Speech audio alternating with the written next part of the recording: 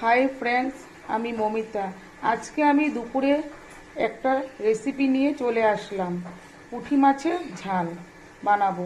তোমরা দেখতে থাকো আর আমার পাশে থেকো। আমি এখন পুঁটি মাছগুলি নিয়ে নিয়েছি। তারপর আমি কিছু এখানে লবণ দিয়ে দিলাম। তারপর আমি এখানে হলদিও দিয়ে দিয়েছি। তারপর আমি এটাকে ভালো করে মেখে নেব। আমি অল্প কড়াইতে তেল দিয়ে দিয়েছি। তারপর আমি একটা করে পুঁটি মাছ অল্প অল্প করে ভেজে নেব। হালকা করেই ভাজবো পুঁটি মাছটা।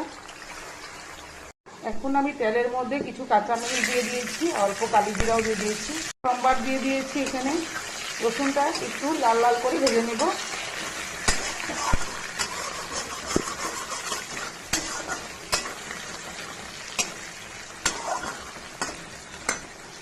রসুনটা ভাজা হয়ে গেছে।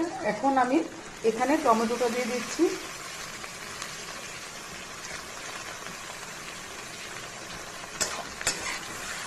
এখানে অল্প হলুদ দিয়ে দিয়েছি। তারপর অল্প লবণও দিয়ে দিয়েছি। এটাকে আমি ভালো করে মিক্স করে নেব।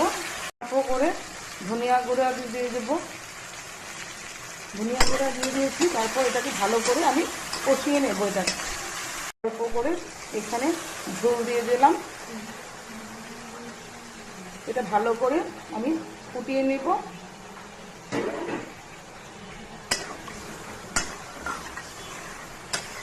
অল্প সময় মতো ফুটে গেলে তারপর আমি মাছগুলো দিয়ে দেব। তারপর আমি এখানে মাছগুলো দিয়ে দেব।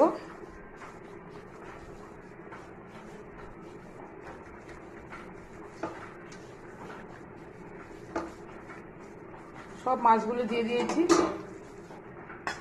অল্প একটু মাছগুলো দিয়ে ভালো করে একটু জাল করে নেব। কিছু ধনেপাতা দিয়ে দিলাম ছিটিয়ে। ধনেপাতাটা দেওয়ার পর কিছুক্ষণ রেখে তারপর আমি এটাকে নামিয়ে দেব।